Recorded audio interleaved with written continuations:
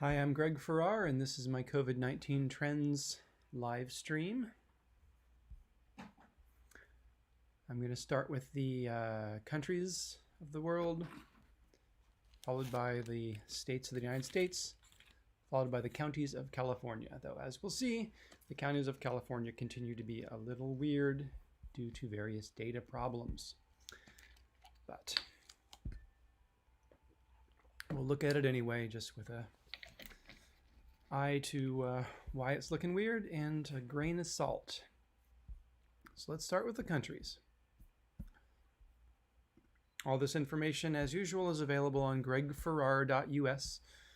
gregfarrar.us. You can go look at these graphs yourself at any time. It's been 10 days since I did a live stream. Partly that's because things aren't that different in some sense than they were 10 days ago.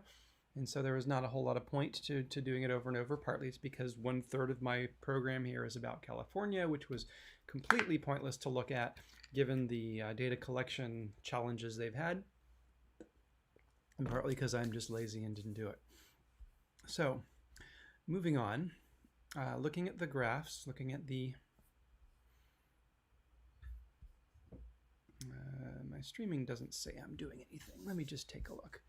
I seem to always have this problem. I want to make sure I'm actually streaming because it'd be a shame if I talked for an hour and no one could hear it. Does YouTube say I'm live? Yes, I'm live. All right, I'm not going to look anymore. I don't care if the streaming panel says I'm live. YouTube, my channel says I am. So that's good enough for me. So if we look at the severity at the per country level, the most severe, and again, severity is my own metric. It combines the daily cases per million, therefore the daily new cases adjusted by population, with the growth rate. So something that has a whole lot more cases than another one every day will tend to have higher severity than that other country or region. And something that's growing a lot faster than another one, even if they have the same number of cases, will also be shown as more severe. So in theory, I could kind of do this whole live stream just based on the severity graph, because this is mostly what I talk about. I talk about the number of daily cases per million, and I talk about the growth rate. However, it's often nice to separate those out, and there are other things like testing rates and hospitalizations and deaths and so on that occasionally I dip into as well. So, and those graphs are here. So we'll start with severity, but that's only the high level picture. So severity by countries, this is just the 20 worst countries in severity. It's not looking great. We have seen better. For instance, back in, well, actually, what we really should do to see if we've seen better is go back and look at all the countries. This is the same graph with all countries. I'm going to cut out some of the really big stuff here. You know, actually, in a sense, we are looking better than we have, because there are no really, zoom out again, there are no really bad countries right now. No really bad countries in severity. We've got 300, which is Peru, and everyone else is below that. Whereas just months ago, we had some of these, like Qatar, we used to talk about all the time. Qatar has gotten a lot better. Bahrain, I think, actually hasn't gotten that much better, but it's not as bad as it used to be. It's now our second worst. So countries maybe as a whole are looking a little better. But these particular countries, the ones that are hottest now, they've gotten here by generally rising from where they were. So these are kind of a new batch. We can see the Central South America cluster, however, continuing to be a problem. It is the hotspot of the world, Central South America, especially with the United States dropping away. We'll take a look at the United States here briefly. We can see that there was definitely a wave in the United States in terms of severity in July, but it's a lot better now. The United States has long since passed the threshold of 200, which would make it no longer a hot spot. And it's almost down to the threshold of 100, which would make it not even a warm spot. As we'll see when we look into this individual state information, the United States is still pretty hot, especially certain states are very hot, rather hot. Not as bad as it's been, but in terms of daily cases, the United States still has a lot of cases. But it's not as hot as Central South America, and it's not as hot as it used to be. So looking at this graph, Peru, Bahrain, Spain, interestingly, Spain continues to come back in a kind of alarming way, actually. Spain was so good for a while, and now it's just back. It's back. We can break this down a little later to see, is Spain back because it has a lot of new cases or just because it's growing? Remember, this graph incorporates both of those. But Spain is back in trouble. It's a hot spot again. Costa Rica, Argentina, we can see that the ones that are actually hotspots, about half of them are in Central South America. And if we look at this list on the right, maybe half of these are the Americas, at least, Central South America and the United States. So we've seen worse, but as a whole, there are still some pretty hot spots in the world. If we look at the big picture of all the countries, again, there are the ones since we were just looking at the worst, these are still those worst ones. There are a whole lot of countries. The vast majority of them are not even warm, but there are a fair number that are in the warm spot range, 100 to 200, and there are a few, just a handful, that are hot. This has been worse. The world is looking a little better. And actually, if we look at the worldwide graph, we can see that pretty well. This is a nice even decline in the growth rate of the world. The world had been growing for a while at a rate of something like 1% a day. Every day, 1% more new cases. And now it's crossed zero a while ago and it's heading downward. Not quickly, but gradually, steadily, the world is shrinking in daily new cases. And that's, I think, a lot due to the United States, because the United States was the biggest contributor, and the United States is certainly shrinking in daily new cases. Let's actually look at the new cases. If we know that's the growth. Go back to the top here, daily cases per million. I use my own table of contents because there's so many graphs here now. If we look at, so this is throwing out the growth component and just saying how many cases are there actually every day. And when we look at that, we can see that from the perspective of daily cases per million, DCPM, there are very few hotspots left in the world. There's Peru, Bahrain continues to be a problem, Colombia, and Panama. So there again, there's that Central South America cluster. And Brazil, no longer a hotspot, but not recovering very quickly. It's close behind those. And then we've got Israel, Costa Rica, Argentina. Again, notice the Central South America cluster. But the United States is really looking quite good in recent days. It peaked in late July. And these are the daily cases per million again. Peaked in late July, just barely in hotspot territory. And now it's been dropping steadily, linearly, coming off that second wave, which again was caused by all the other states that hadn't gotten it yet finally getting it, which kind of happened in June and July. Almost every state that hadn't had its wave got its wave. As we'll see more in the next slide, and as I keep harping on, once a state has gotten a wave, it generally doesn't get it again. And so we don't see very many examples, very few examples, of a state that had a big wave and then gets another one, but they don't get them at the same time. And so here we had, the New York and friends, and then there were various ones that got their wave on this part of the curve, which is why it didn't descend very quickly. And then we got Arizona and Florida and friends, and a whole bunch of 30 other states or something that got the big wave, pushed the United States barely, but into hotspot territory. And now everyone has gotten over it except about 5 states that are having late wave, states and territories especially. All the islands are now having their wave, as we'll see. And so we see the United States declining steadily. Not still over it by any means. 133 still makes it a global warm spot, but better than it's been and headed in a good direction. And as I always say, this doesn't mean we should relax yet. We can relax. There was just something in California just made rules on when we can relax. And I like their rules. They're very strict. And one of the things they said is we can relax when the testing positivity rate drops below 1%, I think. And they have got this 4-stage process. And when it drops below 8% or 10%, that's we can start thinking about bringing on some not totally critical things. But we only really begin to get into the safe zone when the way they counted it, the first stage was around 70. Once this, they do it in cases per 10,000, but converting to my metrics, when DCPM drops below 70, California says, all right, now we can think about moving into phase 2 or whatever they're calling it. And so we're still but we're still twice above that as a country. And so by California's policy, we've got to cut this number in half before we can think about even beginning to unlock. Now, obviously, we're headed that way, but it's a month before we get there at this rate. So don't change anything. It's all the things we're doing that are making this slope go down, especially masks, I think. There's more growing evidence that masks are the reason that we see this decline.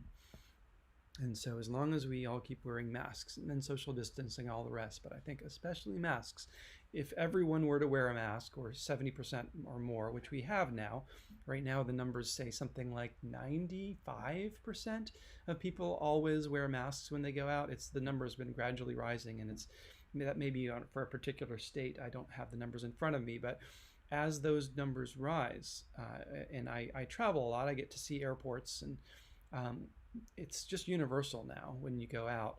Most of the businesses I frequent require them, and so acknowledging that there are some who are uncertain about the value of them, I nevertheless think that masks are at least a small they're a large mitigation at a small cost. I believe that they're a large mitigation. So anyway, that's my thing again. I've been harping on masks and other things lately because I believe that's what's causing this. As I watch the numbers drop and watch the correlation of mask usage rising and numbers dropping, I suspect correlation does not imply causation, but I suspect that that's a component of it. Strongly suspect it. So again, United States looking good, but not time to relax. Not here anyway. As we'll see, some states like New York really can relax now because they've finished their job almost completely. They're down below 1% of testing positivity and so on. Looking at all countries combined, again, very few hot spots in daily cases per million, quite a lot of warm spots over between 100 and 200, but most countries are okay.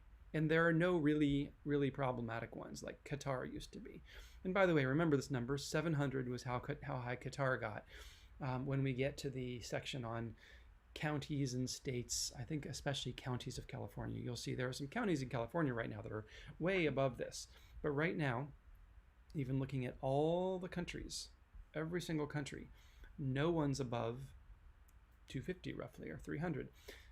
Which is really nice. Almost every country has this relatively under control in daily cases per million. There are some that are rising a little bit, some that are falling, but for the most part, this is looking better than it has been. Let's look at growth rates just briefly. Of the countries, this is another one of my favorite graphs, in some ways a little bit like the severity graph. Of the countries that are most hardest hit in daily cases per million, where are they headed? Well, this isn't a great graph. We'd love to see these angled downward, this sense that all the worst hit countries are getting better. That's really not the case here.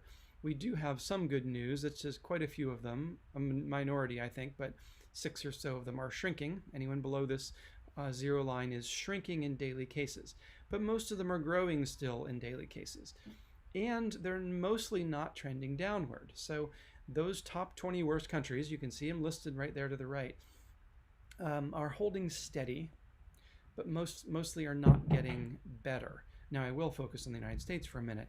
The United States, it's not shrinking, but it's at negative percent weekly growth. So it's shrinking by 10% every week, steadily. You can see week after week it's been doing this. And that's fine. It'd be great if it were shrinking to negative 20, negative 30, but if it can hold 10%, we're golden. This thing will go away in a matter of months. It will peter out by just dropping 10%. We'll have 90% next week of what we have now, and we'll have 80 or 81 technically, but let's just say 80 the next week and 70 the next week, and over more than 10 weeks, but not hugely more than 10 weeks, we'll get down into the 20 or the 10 range. And once we're down in that range of DCPM, we will really kind of be over it. It'll be low enough that we can keep it under control with steady testing and contact tracing. So anyway, this isn't what we'd love to see. We'd love to see all of these below zero, all shrinking, and we'd love to see the ones above zero angled downward. There are some, though, the very worst ones. Namibia and Lebanon, which have been growing at 50% a week, very high growth rate. I think of 30% as very high growth rate, and these are very, very high. Those ones are starting to turn back toward in the direction of zero, so very hard hit in growth rate. And also, since this graph only is showing the hottest ones, these are also hard hit in daily cases per million. So there's a very bad situation going in Namibia and Lebanon. High numbers of cases and extraordinary growth rate. And really, Spain is kind of in that boat as well, over 30% growth rate. And as we saw, it's I think a hotspot, DCPM hotspot. So Spain is really troubled as well again, which is a shame because it was one of the early ones, and it seems to be going back, losing its momentum. And by the way, this is when I talk about states, I often talk about states as though they can never do this, that they can, states of the United States, that they have a one peak and they never see one again. If you wait long enough, states will have another peak. It's in the medium term that I'm talking when I talk about that, and we can look at that a little in the states section. But if you go long enough, then yes, people will relax, inappropriately relax, and then it'll come back. The reason I don't think that's going to happen is because I think a vaccine is going to take up the slack. People's willpower will give out. They're going to stop wearing masks and doing all the things they needed to keep it under control. But the vaccine will pick up where that left off. We don't know for sure there's going to be a vaccine, but all evidence points to yes. Indeed, Russia has a vaccine. Whether it's been sufficiently tested is strongly debatable, but there is right now a vaccine. There are several vaccines. I mean, there are many vaccines out there, but how many of them are broadly available? How many of them have been approved? Almost none. But I think that sometime in 2021, maybe before, but certainly in 2021, I think we're going to see some approved, broadly distributed vaccines. And my guess is that will happen before the states have their second wave. But Spain, which got it first, is losing its momentum before the vaccine arrived. It had it 9 months ago or something, 7 months ago, and it's lost its grip and is now back into a major epidemic. All right, so a few shrinking, but broadly there's a sense of the worst ones are horizontal in their growth rate, and most of them are growing, so not a very good graph there. Let's see, is there anything else I should look at here? I already showed this, I think. I'm just gonna, well, maybe just quickly. Oh, this is not showing me anything good here, is it? Yeah, these graphs are kind of worthless. I'm just gonna move on to the states. So looking at the states of the United States, we'll start with severity. So recall, remember I was saying that thing about 700. Qatar got up to 700 in severity. Wasn't it daily cases per million? In any case, severity numbers do tend to be a little higher than daily cases per million because we're multiplying them by a growth rate squared. But we have this one extraordinary one going on, which we'll just take a look at. It is Guam, so it's not going to massively change the United States figures. But Guam is out of control right now. Guam with a severity of 1,700. Recall that 200 makes it a hot spot. If we look at all the rest, there are a few other hot spots in states and territories. Virgin Islands at 400, though quite a bit lower than it used to be. South Dakota is a hot spot in severity. Nebraska is probably descending now from being or towards being no longer a hot spot, but still is. Mississippi, Missouri, Kansas, and Hawaii, which was pretty bad a few weeks ago, but Hawaii is getting better now. And then there are another 10 or so warm spots. Everything here on this list is a hot spot or a warm spot. So the states of the United States are still pretty severely hit. They're hot spots, they're warm spots, they're not doing very well in severity. If we look at all of them, all the states of the United States, there again is Guam, completely off the charts, or rather pushing the rest of the chart down at 1700. Kentucky, an odd one. Where did Kentucky fit in here? Shouldn't it be here? DCPM top 20? Maybe it just probably is here somewhere. I don't know. I'm not quite sure. I'm not seeing Kentucky here because it seems like, oh, I think it's because we have no recent data and the top 20 is based on the most recent day or something. So Kentucky is weird. We haven't had data for it for almost a week, but when we had data for it, it was really bad. Now, maybe it's something like California where the data started looking really bad and they went back and said, or in California it was opposite, it started looking really good. They went back and said, wait a minute, there's a data collection problem here. We're going to stop reporting until we fix it. Maybe. Or maybe Kentucky really is getting a wave, a really bad wave. Let's see what the history of Kentucky is. It'll give us another sense of whether this is a data collection problem. Yeah, it's really hard to say. Kentucky could be experiencing a remarkable spike, but they were a hot spot and then they got a lot better. They were down to 25, which is nothing, and suddenly just went sky high. So I don't know what's going on with Kentucky. Could just be a data problem. The other hard-hit states, Virgin Islands, South Dakota, Nebraska, Mississippi, Missouri, maybe, Kansas, and Hawaii. Those are the ones that are looking the worst right now in severity. Now, if we look at growth rates, we can see this is just the top in daily cases. The states that have the most daily cases, adjusted for population, what are their weekly growth rates? And again, 30% is bad. So we have a couple of outrageous ones. Guam, you can see why Guam is ridiculously high in severity. First of all, it's in the top 20 in daily cases per million, so it has a lot of cases for its population, which is small, but still, you wouldn't want to go to Guam right now if you could avoid it. But then also, it's over 150% growth rate weekly, which is crazy. We've seen it. It's not like it never happens. We saw it back here with the Virgin Islands and previously with Guam. It looks like Guam has been going through cycles. But we do see this kind of outlier effect where the smaller regions can swing more wildly, but still, that especially happens when you don't have a lot of cases. And Guam, relative to its population, does have a lot of cases. So I tend to believe this is real. Guam really does have 150% more cases than it had last week, and that's been rising.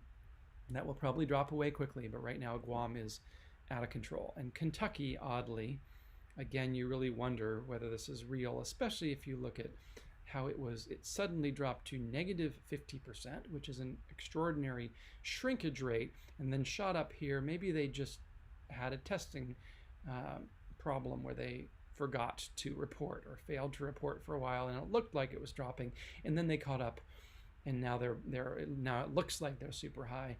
We'll wait a couple of weeks here before we make any determination of whether Kentucky is really doing that. South Dakota also looking bad at 40%. Virgin Islands shrinking, at least. Hawaii shrinking, and these are the growth rates. But most maybe half, a little more than half, I think, of the hottest states are shrinking. They're below this zero line. They're often not shrinking by too much, but they are shrinking. And some of these, at least these two, Virgin Islands and Hawaii, are heading towards zero. And then we've got South Dakota, which has one of the worse graphs here where it's actually at a very high growth rate, 42%, and accelerating upwards. So maybe South Dakota is coming on into a problematic place. Let's look at the trajectories graph and see how South Dakota has done. So here again, once a state reaches 100, it shows up on this graph. Once it reaches 100 dCPM, daily cases per million, it shows up on this graph. And from there, we show the trajectories of all states since the moment they hit 100, which is not at the same time. They all reach 100 at different times, sometimes months apart. And again, the general trend that we see is after it hits 100, it rises for 30 days or so till its peak, drops for 30 days or so until it's back to 100, goes below 0, and generally doesn't come back again. We see a number of them that are hovering a little above 0, but with the sole exception of Louisiana, the main exception of Louisiana, nothing has had a second wave. By the way, I've talked a lot about Louisiana and it's how it is an exception to that rule. It seems to have a wave here, and now it had a big wave much later, which doesn't happen for other states. We just don't see any other states doing that. Or there are cases, but when you look into them, it starts to become clear what's happening. The United States as a whole, for instance, had 2 waves. It's coming out of the second one right now. But when you look at it, that's because its regions, its states, came into their one and only wave at different times. And a whole bunch of them came in around April, and then even more of them came in around July, and there was the middle wave. And so this actually is what I've now discovered is what happened with Louisiana. This wave is really New Orleans. And so New Orleans had its wave, got over it very quickly actually, and Louisiana was doing okay. We really want to see something way below 100, not just below 100, but it was doing okay. This wave is kind of everyone else in Louisiana.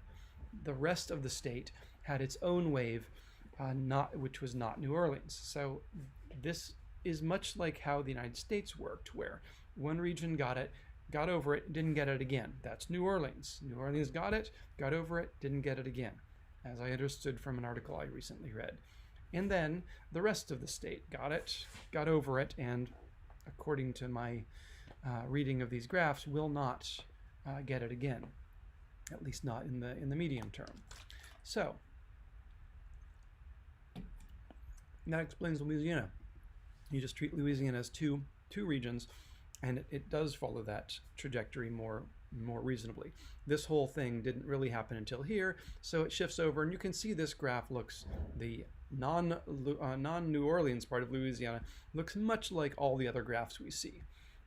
The Arizonas and Floridas and even New York's all follow this roughly the same type of hill. The height does vary, but though this one is New Orleans really is following the height of the worst ones. But we can see the trajectory upwards is the same as the trajectory downwards. It's sometimes a little slower as it declines, and there you have it. Worth noting that South Dakota is trying to also make a liar of me here. South Dakota looks here like it's going to have a second late wave, but if you look closely, I think it's pretty arguable that it never had much of a wave to begin with. I have set 100 as the threshold, but it wavered around 100. Never, I mean, it did reach it, but it never stayed there. It was there for just days at a time, and then it came into this lower area. And so it's as though in the metaphorical immune system hypothesis, it never had a chance to build up antibodies because it never really got the disease very bad. Metaphorical antibodies. And so now I'm afraid South Dakota is having its first wave right now. It's having a wave. It's just reached hotspot territory, and it never really had it before like all of these. So that also is really becoming part of the fourth wave, along with Hawaii and the like. All right, so I came here to look for a particular state, and I forget now which one it was. So let's just move on. Maybe I pointed to it, and maybe I didn't. But again, the states, the main thread here, the main rope leading from here, where a lot of them were around 50% growth, the main rope does go down to and below 0. So the states are looking pretty good. You can see that back in, actually, let's look at all the states where we can get a little bit better sense of where the rope really goes.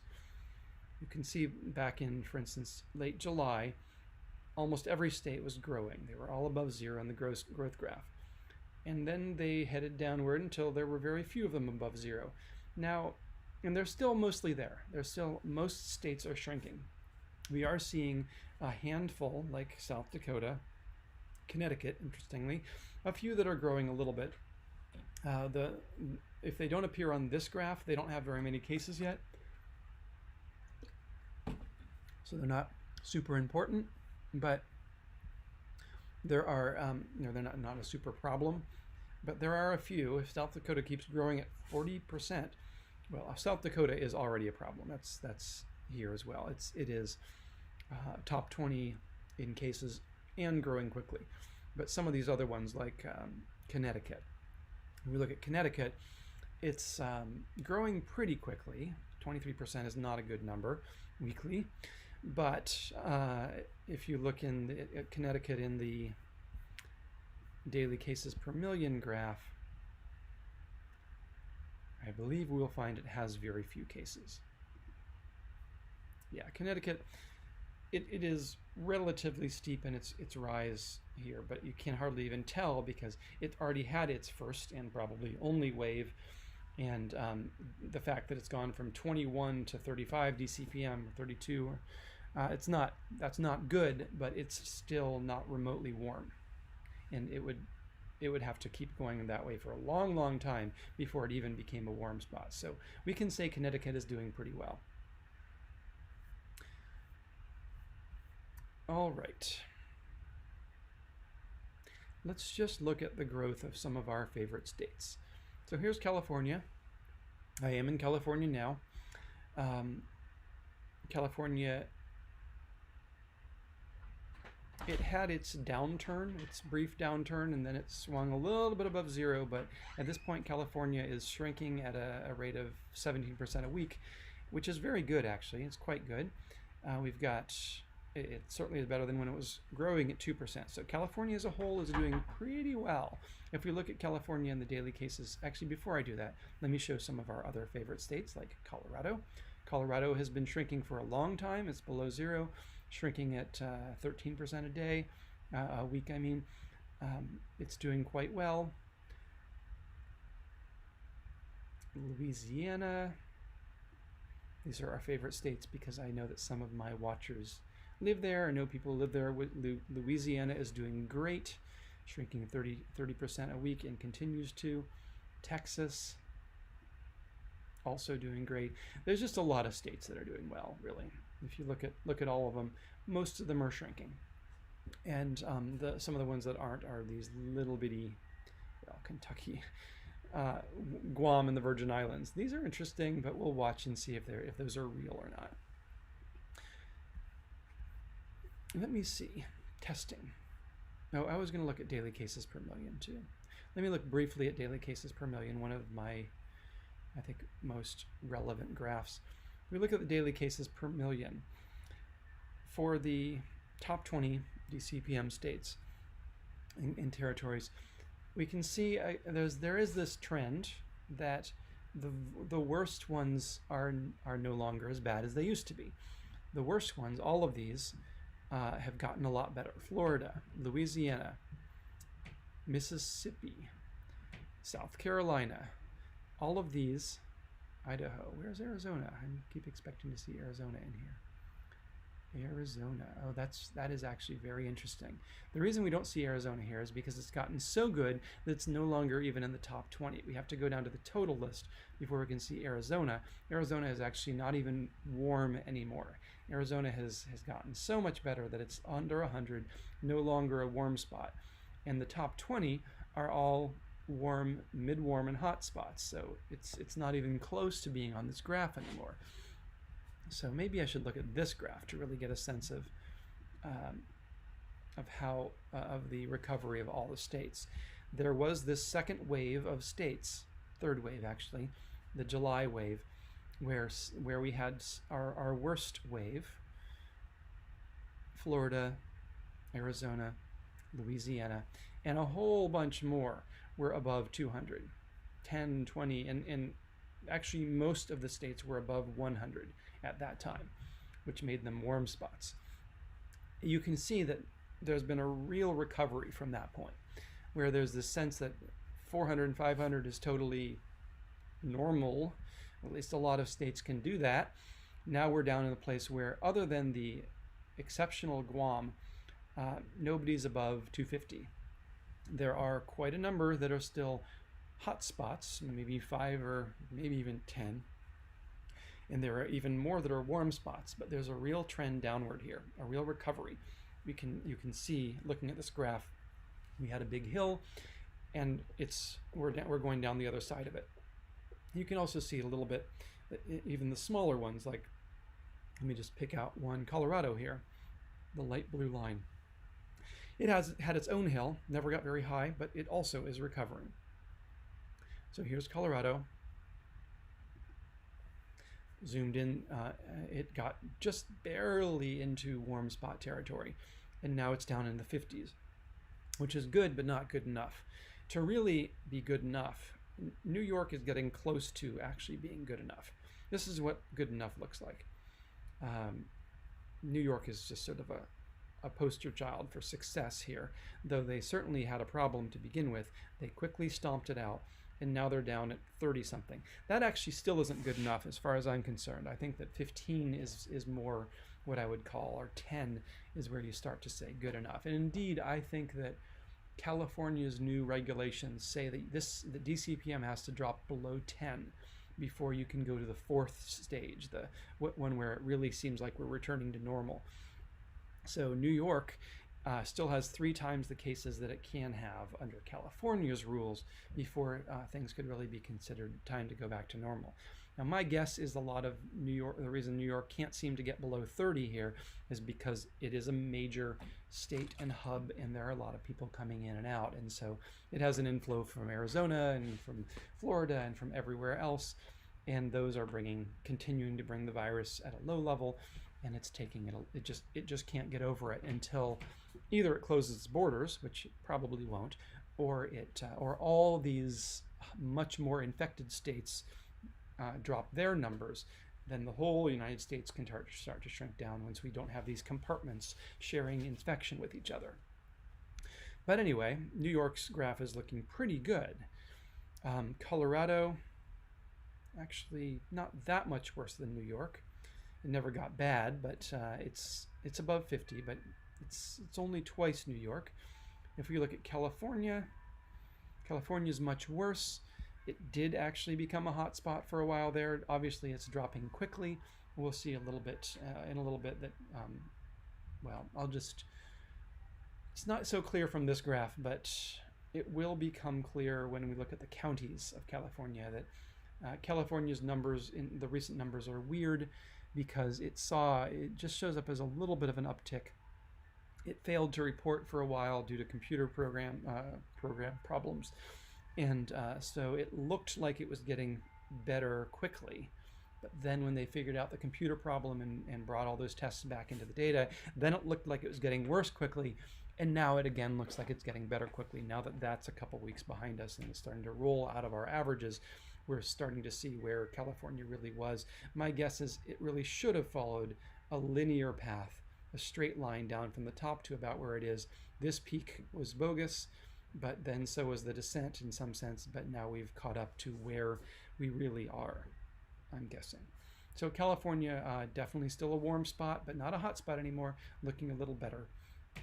Texas, not so good, but the trajectory at least is good. Texas is still a hot spot, but it's heading out of hot spot territory. Louisiana, which has been this weird exception to everything, also got very hot, way out of hotspot territory, now in middle, right there with California, in mid-warm spot territory at 150 daily cases per million. All right. I would like to look briefly at, actually I've already kind of selected some of these because I was looking at this earlier today. Positive tests by state. So California's new rules say this is actually the old rules too. You're barely coming out of it when you have 8% of your tests coming back positive. And you're really, really out of it when you've got under 1% coming back positive. So worth noting that New York is, though it still has a fair number of cases, it is well below 1% in its test positivity rate. So New York is doing great in that sense. They're doing a whole lot of testing, and mostly they're not finding anything, which is good. When they do find something, then they can stomp it. But other states are not doing so well yet.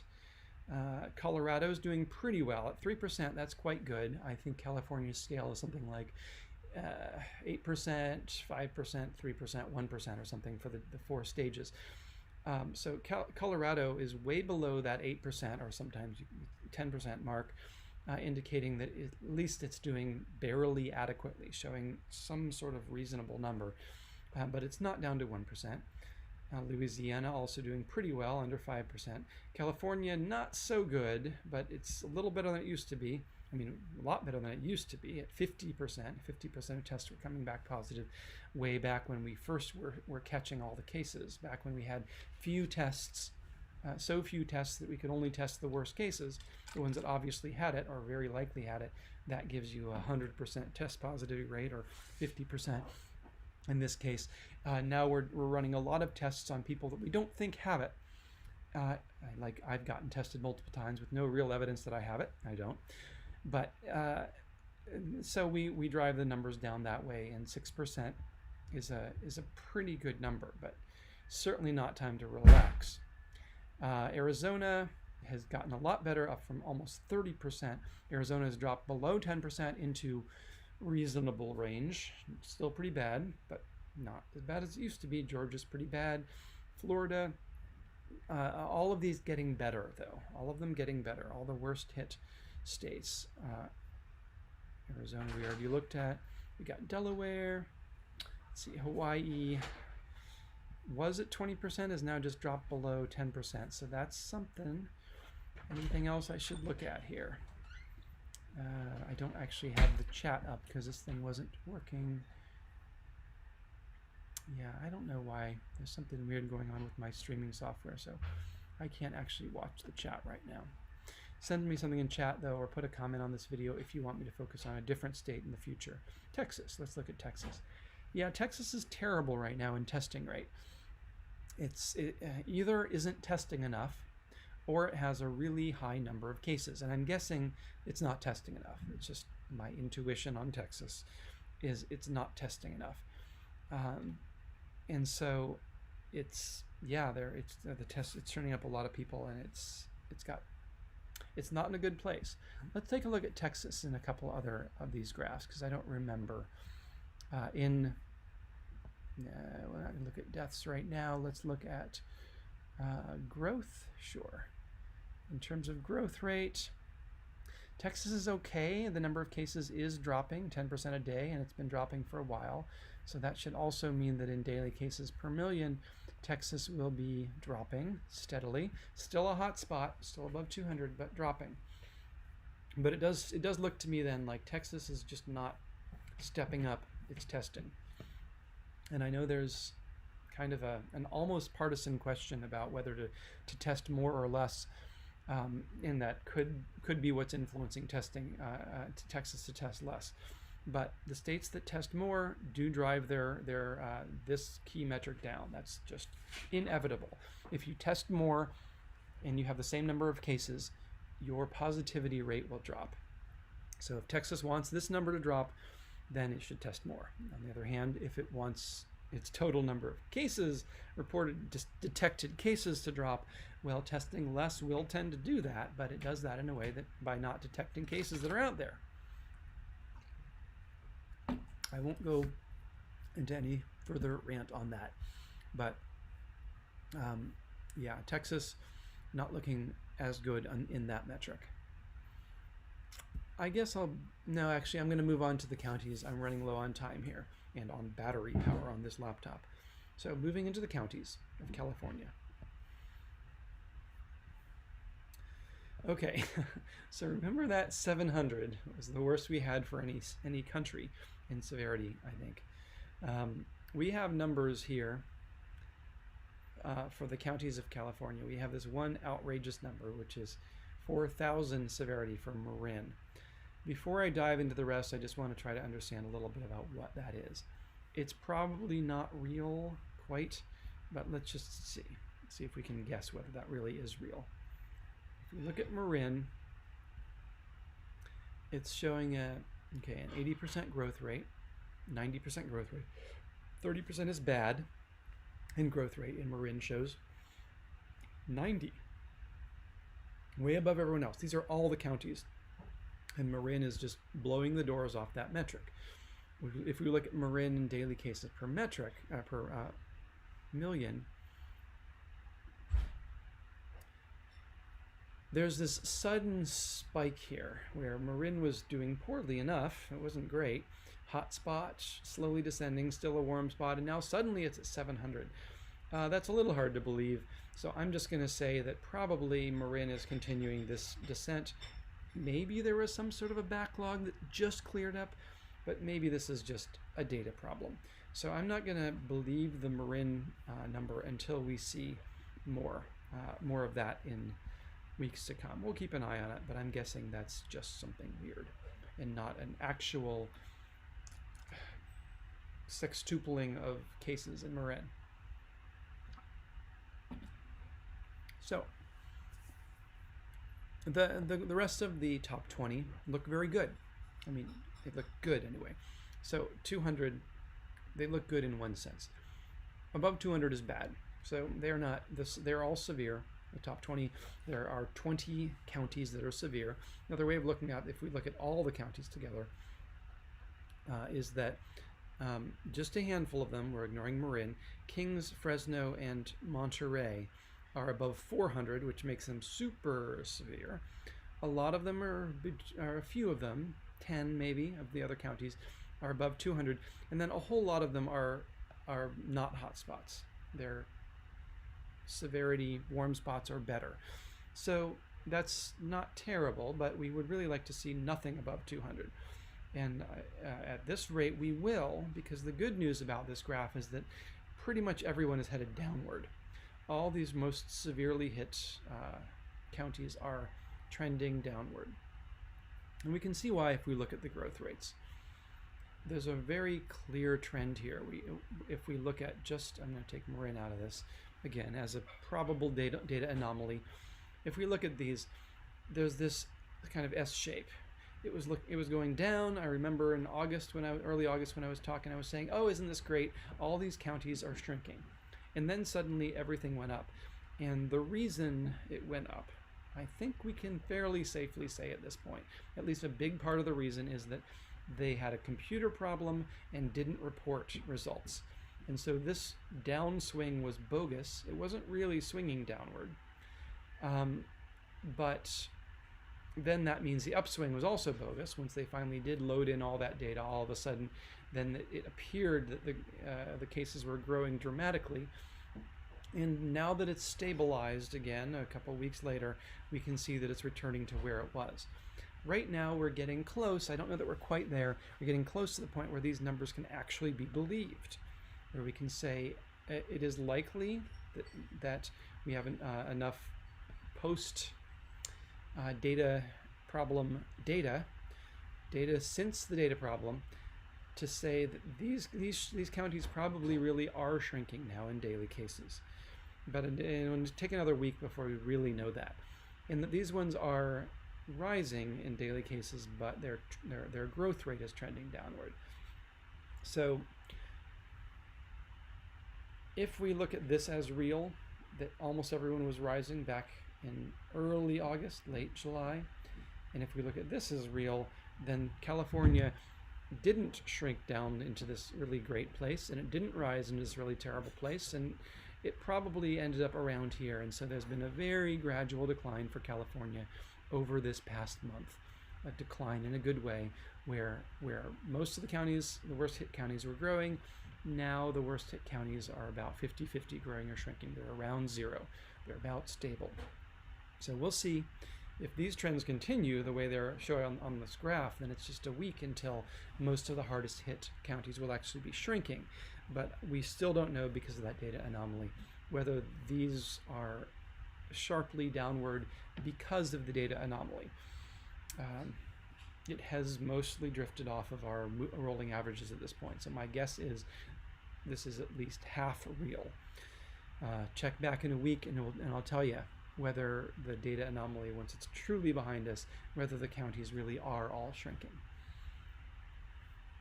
Yeah, I'm not going to do much more just because we still don't know. We don't know what's happening in California. The news isn't terrible for California. It's not, the way it looked back on August 18th and 19th here, where it seemed like everything was spiking, but it's probably not good either. The news is probably mixed for California. If I had to guess, California, like all the other states, most of the other states, is doing better and better as time goes by. But we can't read that for sure out of this graph because of that data entry anomaly and computer network anomaly that caused this weird S shape. So that's the news for the counties. We're not sure, but probably getting a little better. The news for the states, again, was quite good. A real sense that a lot of states are getting better, a few getting worse. There's a sort of fourth wave coming on in some of the territories, but mostly the states are getting better. And then the countries of the world gradually, very slowly getting better. But there are still quite a few of them that are pretty hard hit. And the states still quite hard hit in daily cases per million. Not time to relax. What I'd say for this, the way that I read this is, I'm going to keep doing all the things I do. I'm going to wear my mask. I'm going to socially distance. I'm going to avoid people. But I'm not going to despair, because these graphs we see, especially at the state level, suggest there is an end in sight. There is an end in sight. New York has proven that it can be done. There's an end in sight at maybe 2 months from now, 3 months from now. And then beyond that, there's a vaccine in sight. And so this thing won't be forever. It will maybe, when we look back on it from 10 years from now, we may see, I predict we will see, that it was only really bad for a year. But it is bad right now. It's bad right now, and it'll be another 3 months probably before it's could possibly be called good. And that is pretty speculative.